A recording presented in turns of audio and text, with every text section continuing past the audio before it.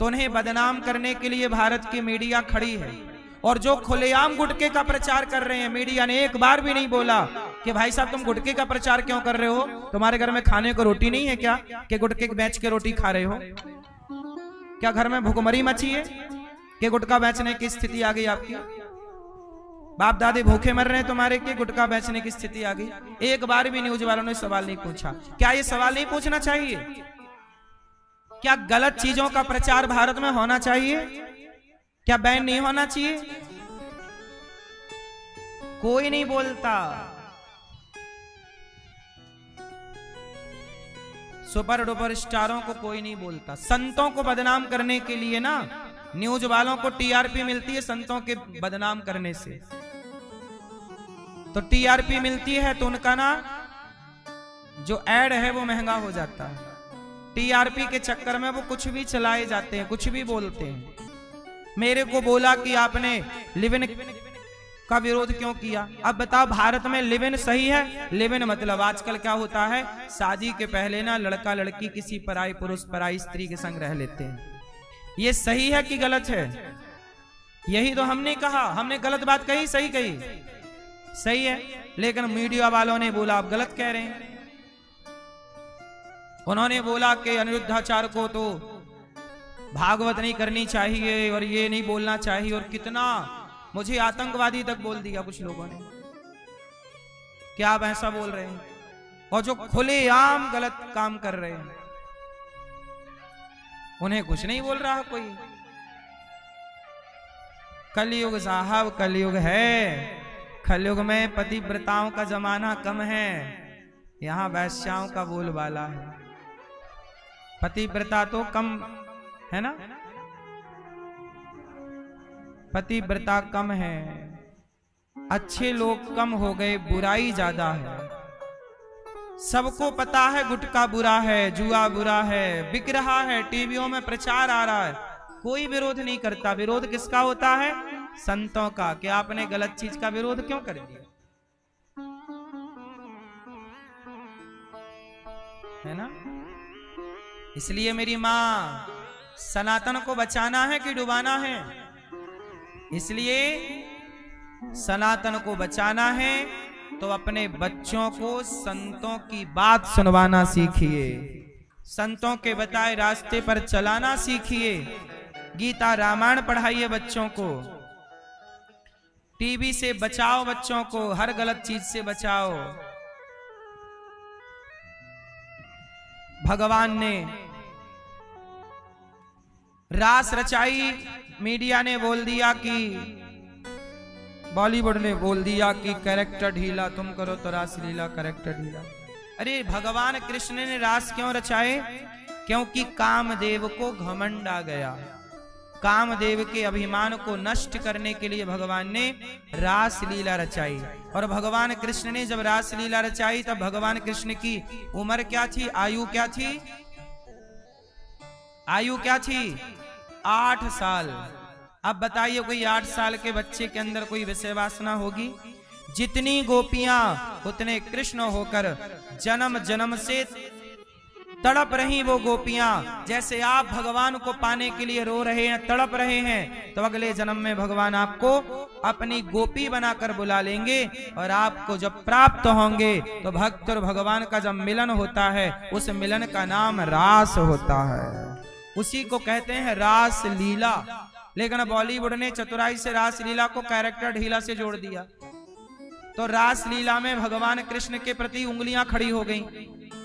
कितनी चतुराई से बॉलीवुड ने काम कर दिया और आपको पता ही नहीं चला। कोई सवाल नहीं पूछता आज तक, कैसा क्यों हो रहा है, क्यों गलत गलत मूवियां बन रही हैं, क्यों ऐसा हो रहा है, क्यों ऐसी बातें बोली जा रही हैं। कोई बोलने वाला नहीं। हमारे देश में मूवियां बन जाती हैं कि शंकर जी पर दूध क्यों चढ़ाते हो, गरीबों में बांटो। इसकी मूवी बन गई ना, दूध ना चढ़ाओ शंकर जी पे, ऐसी मूवियां बना दी। लेकिन एक भी मूवी ऐसी नहीं बनी जिसमें यह बताया गया हो कि शराब ना पियो, वो पैसा गरीबों में बांट दो जो शराब पीने में खर्च करते हो। एक मूवी ऐसी भी बना दो कि भाई मूवियां मत देखो, जो मूवियां देखने में पैसा लगता है वो गरीबों में बांट दो। क्योंकि मूवियों की टिकट भी तो 300 रुपए की, 500 रुपए की, 1000 रुपए की है। तो वो पैसा क्यों मूवियां देखने में हम गवाएं, क्यों ना वो गरीबों में बांटें। देख समझना बात को, मूवियां बना बना के हजारों करोड़ कमाए, वो गरीबों में नहीं बांटा, तब गरीबों की याद नहीं आई। शंकर जी पे दूध चढ़ा रहे हैं तो लोग कहते हैं गरीबों में बांटो। अरे गरीबों में भी बांटना चाहिए, गौरी गोपाल में तो बट रहा है, अमीर गरीब सबको बट रहा है। यहाँ देखो 24 घंटे भोजन चल रहा है, हम तो बांट ही रहे हैं, लंगर चल रहा है यहाँ। अब पूछो बॉलीवुड वालों से तुम कितने लंगर चला रहे हो, तुम्हें तो ज्ञान है ना, गरीबों का बड़ा ख्याल है, तुम कितने चलाए बंबई में। बंबई में आज भी फुटपाथ पे लाखों लोग सोते हैं, उन सोने वाले लोगों पे ये बॉलीवुड के लोग गाड़ी और चढ़ा देते हैं, रोटी कोई नहीं देता। बताओ बंबई में कितने सुपर डुपर स्टार ये लोग कितने लंगर चला रहे हैं, बताओ, बोलो मेरी माँ। इनके द्वार पर एक प्याऊ लगा हो तो बताओ, पानी तक नहीं है इनके द्वार पे कि किसी को पानी मिल जाए, रोटी की तो छोड़ दो। और गौरी गोपाल में 30,000 लोग भोजन करते हैं, तो जो 30,000 लोगों की सेवा कर रहा है उसको भारत की मीडिया बदनाम करना चाहती है, और जो खुलेआम गलत कर रहे हैं बॉलीवुड के लोग, गुटखा शराब का प्रचार, उसको अपना जीजा मान रहे हैं ये लोग, ये जीजा है, हाँ या ना, सिर पे चढ़ाए। इसलिए सही गलत को पहचानो। समाज के लिए कौन सही काम कर रहा है, साधु संत सही कर रहे हैं कि बॉलीवुड सही कर रही है? हाँ, संत लोग कहते हैं गुटखा ना खाओ, आपके बेटे को समझाते हैं बेटा गुटखा ना खाना, बेटा शराब ना पीना, बेटा सिगरेट ना पीना, और बॉलीवुड क्या कहती है, पियो दाने दाने में केसर कदम खाओ। तुम्हारे देखो, साधु कहता है गुटखा ना खाओ और बॉलीवुड कहती है गुटखा खाओ। साधु कहता है शराब ना पियो, बॉलीवुड कहती है जीना अगर जरूरी है तो पीना बहुत जरूरी है। बॉलीवुड कहती है मुझे पीने का शौक नहीं, पीता हूं गम भुलाने को। साधु कहता है शराब ना पियो, बॉलीवुड कहती है पियो। अब बताओ, इसलिए बॉलीवुड संतों का विरोध करती है, और बॉलीवुड वालों के ही अधिकांश शेयर होते हैं न्यूज चैनलों पे, तो न्यूज वाले संतों को बदनाम किए रहते हैं। गणित, आप लोग ना बहुत भोले भाले लोग हैं, आपको ऊपर लेवल की राजनीति समझ में नहीं आती।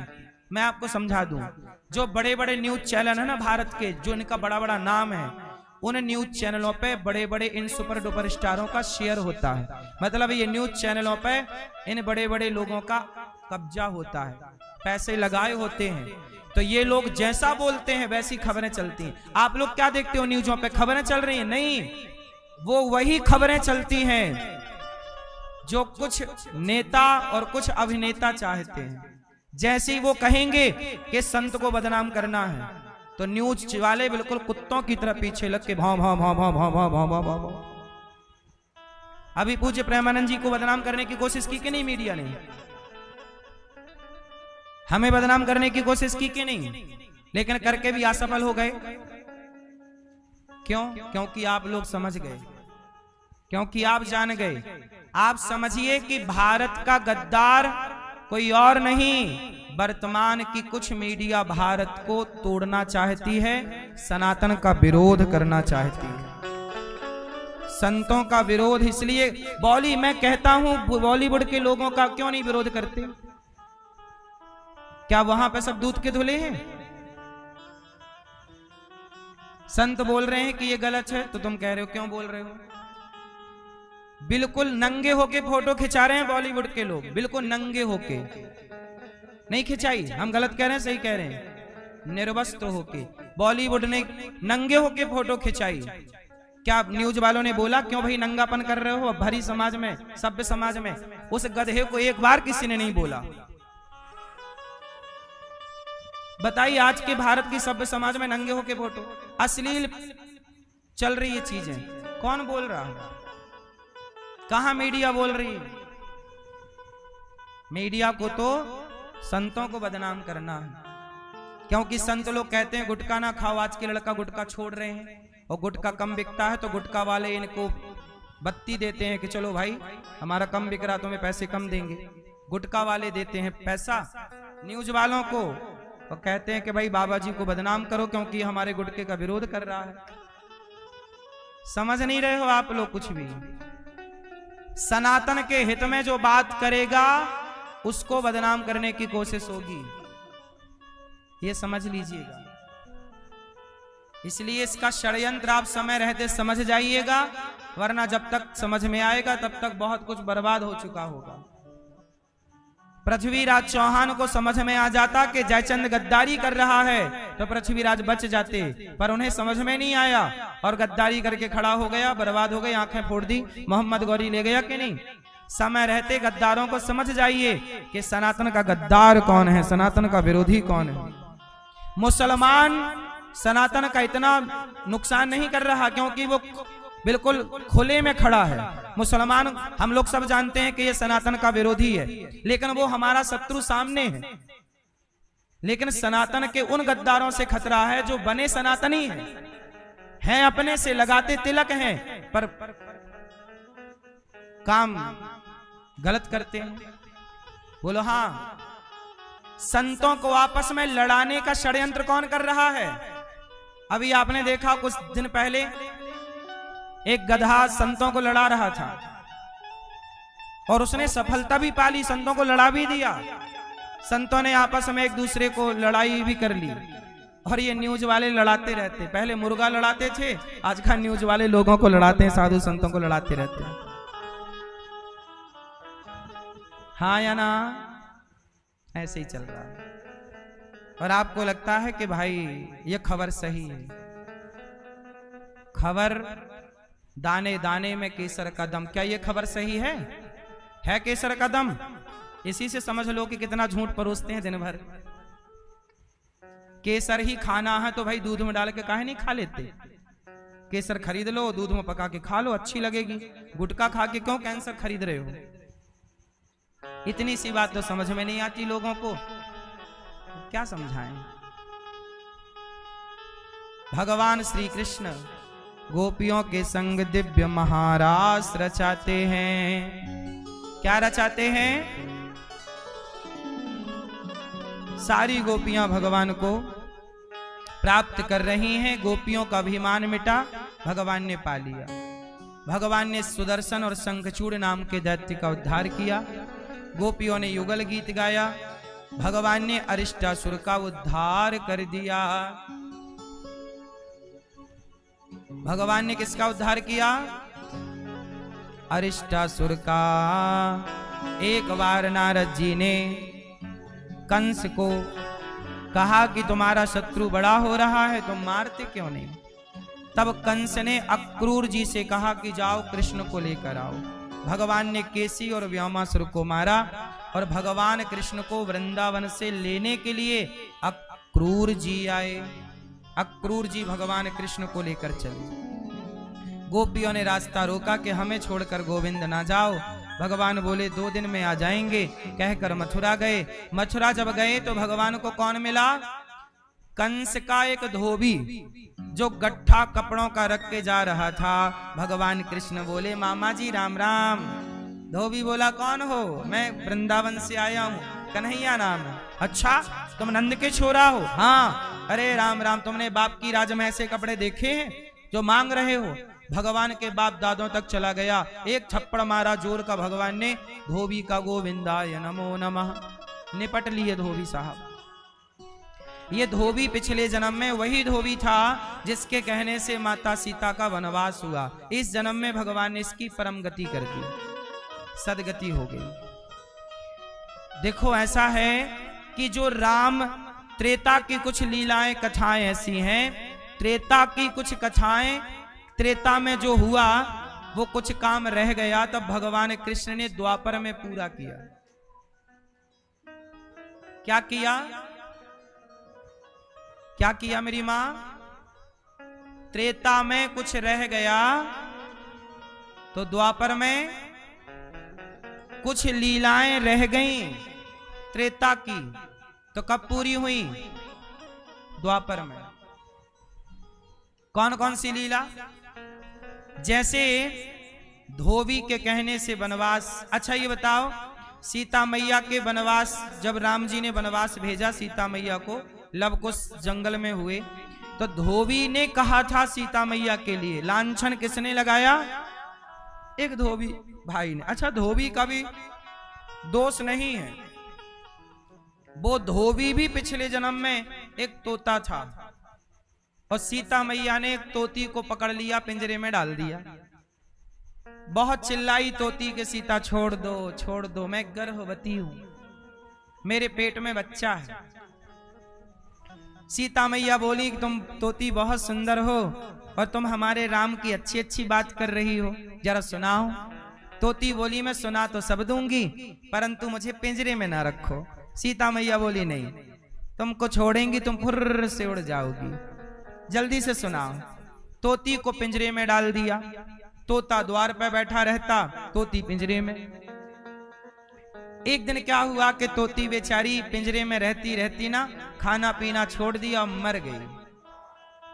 और जब तोती मरी तो तोती के मरने पर तोती के तोते ने सीता जी से कह दिया, सीता जैसे तुमने हमारी पत्नी को हमसे दूर कर दिया, गर्भावस्था में गर्भवती थी मेरी पत्नी, और आपने मेरी पत्नी को मेरे से दूर कर दिया, जाओ मैं आपको शाप देता हूं, जब आप गर्भवती होंगी तो मेरे कहने से आप अपने पति से दूर हो जाएंगी।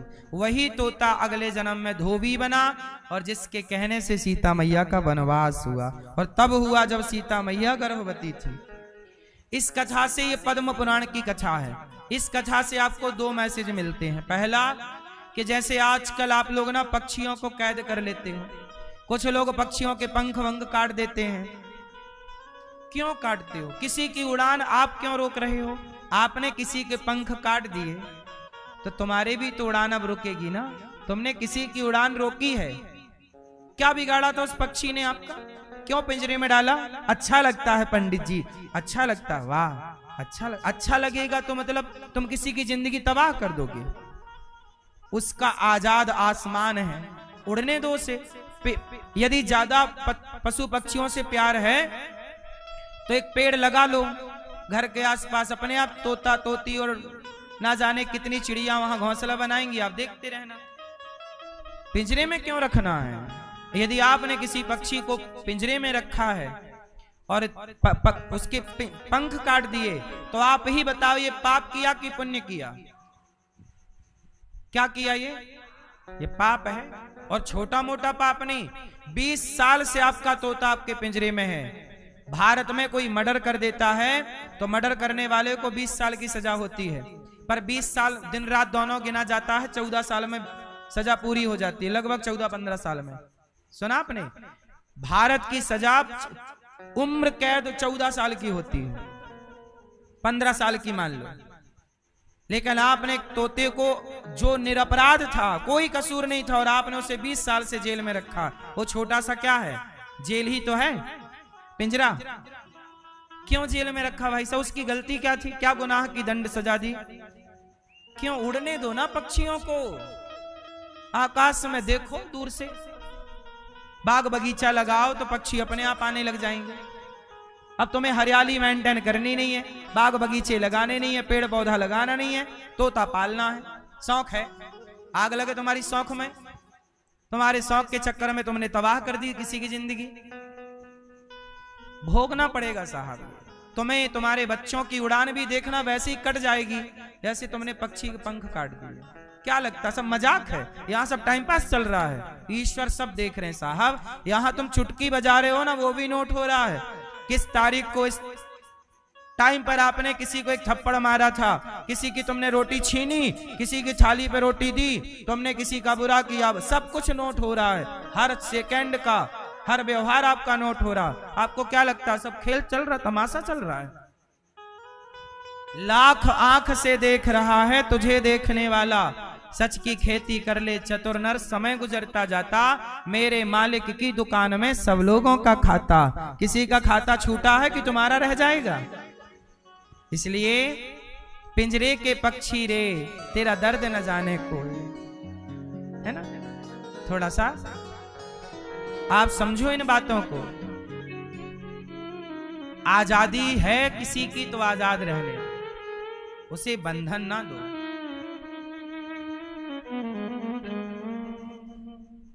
माता जानकी जी ने, माता सीता ने एक तोती को पिंजरे में डाल दिया।